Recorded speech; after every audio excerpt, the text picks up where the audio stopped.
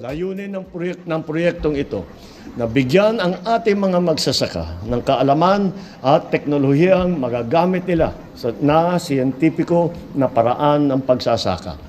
Sa ganitong paraan, mapapalagaan nila ang kalusugan ng kanilang lupa, magagamit ng tama, ng pataba at makakamit ang mas mataas na ani.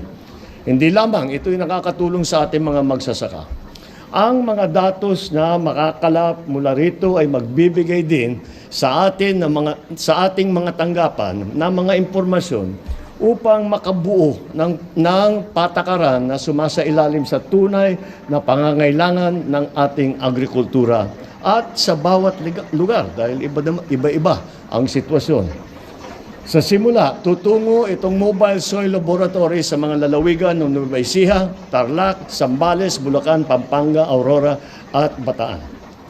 Mananatili ito sa bawat probinsya ng halos 2 buwan at magbibigay ng serbisyo sa 10 magsasaka bawat araw. Ngunit, simula pa lamang ito, sa unang bahagi ng 2025, layunin natin maglunsad ng karagdagan 16 pa na mobile soil laboratory sa buong bansa. Isa bawat rehiyon.